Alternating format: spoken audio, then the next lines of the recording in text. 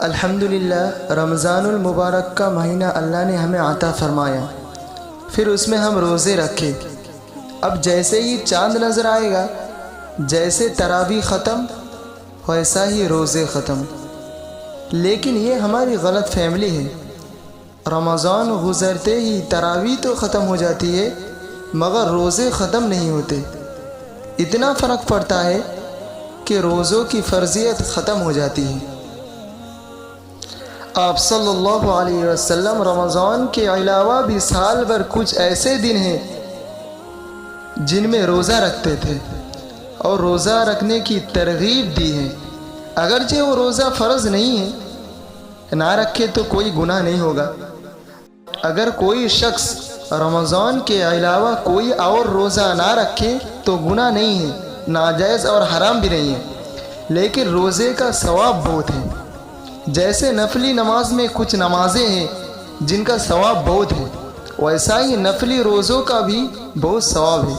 حدیث میں ہے کہ آپ صلی اللہ علیہ وسلم نے فرمایا، رمضان کے بعد سب سے افضل ترین روزہ محرم کے مہینے کا روزہ ہے، یعنی 9 اور 10 محرم یا 10 اور 11 محرم کا روزہ ہے۔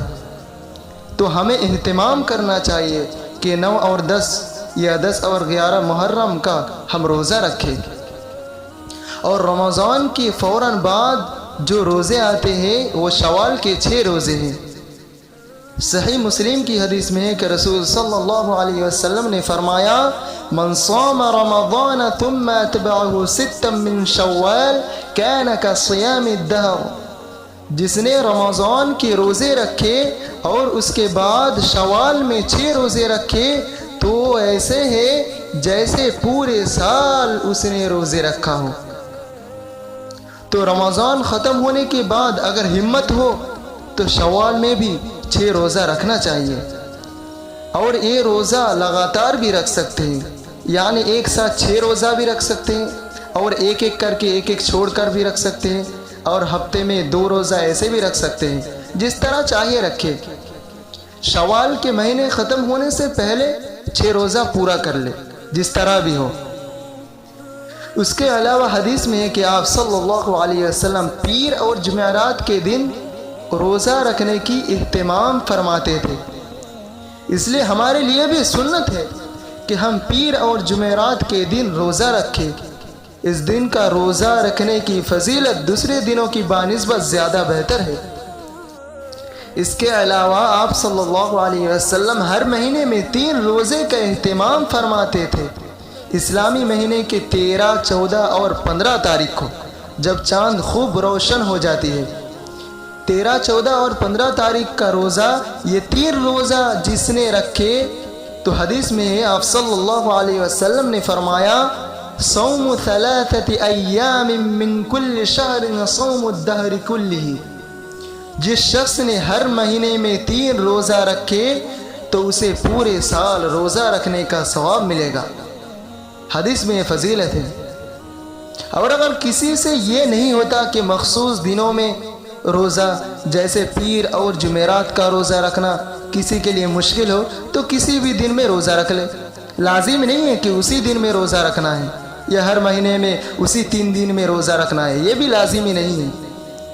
مقصد یہ ہے کہ ہمارے اعمال میں جیسے فرض نماز کے ساتھ نوافل بھی ہمارے اعمال میں ہوتی ہے، تو پھر فرض کی کمی کس سے دور ہوگی؟ نوافل سے پوری ہوگی قیامت کے دن۔ ایسے ہی فرض روزوں کے ساتھ ساتھ انسان کو اپنے اعمال میں نوافل بھی رکھنا چاہیے۔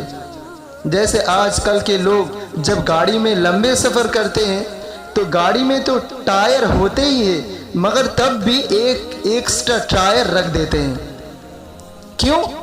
اس لیے کہ یہ ٹائر کچھ بھی ہو سکتی ہے، کبھی بھی کچھ ہو جا سکتی ہے۔ اس لیے آخرت کا تو بہت لمبا سفر ہے، صرف فرض پر اکتفا نہیں کرنا چاہیے، فرض روزوں کے ساتھ ہمارے اعمال میں پورے سال میں کچھ نفل روزہ بھی ہونا چاہیے۔ تو آپ کے لیے بہتر تو وہ ہے جن دنوں میں آپ صلی اللہ علیہ وسلم نے روزہ رکھنے کو فرمایا ہے، وہی دن میں روزہ رکھے۔ ورنہ جن دنوں میں آپ کی سہولت ہو اسی دن میں روزہ رکھے۔ اللہ تعالی ہم سب کو زیادہ سے زیادہ نفلی روزہ رکھنے کی توفیق عطا فرمائے۔